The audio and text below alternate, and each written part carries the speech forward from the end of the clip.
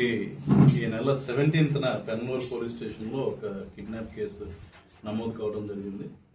దాంట్లో భాగంగా ఒక 10 months బాయ్ని మేము రెస్క్యూ చేయడం జరిగింది. వన్స్ అది రెస్క్యూ చేసిన తర్వాత ఆ రోజు ఒక 3 members-ని ప్రొడ్యూస్ చేసాం అరెస్ట్కి. వాళ్ళ దగ్గర నుండి వచ్చిన డీటెయిల్స్తో 22న వాళ్ళ నెక్స్ట్ లింక్ ఎవరైతే మీడియేటర్స్ ఉన్నారో వాళ్ళని అరెస్ట్ చేయడం అండ్ ఇంకొక బాబుని కూడా రికవర్ చేయడం జరిగింది.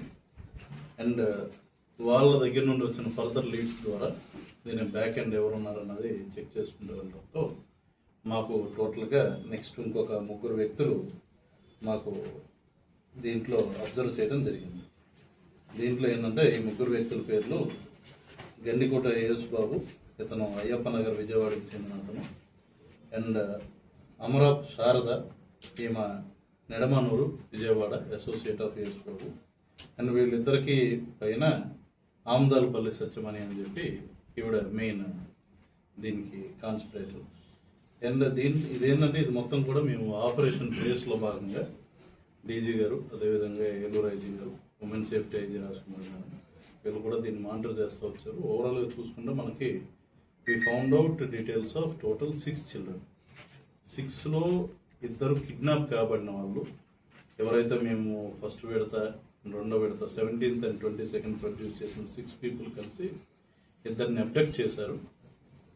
ఈ Satyamani and Yesu Babu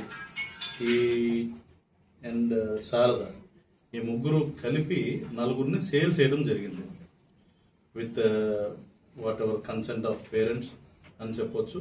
and వాళ్ళని ఎంకరేజ్ చేసి ఇంకొక 3rd parties-కి పిల్లల్ని 4 అమ్మటం జరిగింది.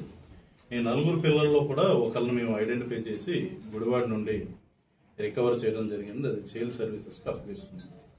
అండ్ 3 more kids వాళ్ళ వీళ్ళు ఎవరికి మీడియేటర్స్ అమ్మారు అన్నది మేము కూడా ఐడెంటిఫై చేయడం జరిగింది. వాళ్ళని ట్రేస్ చేసే పనులు ఈరోజు చూసుకుంటే మనకి యేసు బాబు, శారద అండ్ సత్యమణి ఎవరైతే మెయిన్ ఎవరు ఉన్నారో వీళ్ళని అరెస్ట్ చేయడం జరిగింది.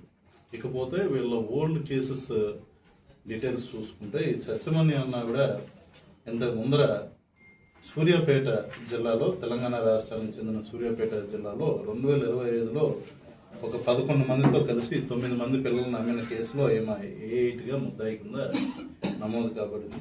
అంతేకాకుండా విజయవాడలో నున్న స్టేషన్ పరిధిలో కూడా అయిన ఒక కేసులో ఈమె A2గా కూడా నిర్ధారణ కాబడింది. సో టోటల్గా ఈమె సత్యమణి పరంగా చూసుకుంటే టోటల్గా 9 మంది పిల్లల్ని ఈవిడ సేల్ చేయడం జరిగింది.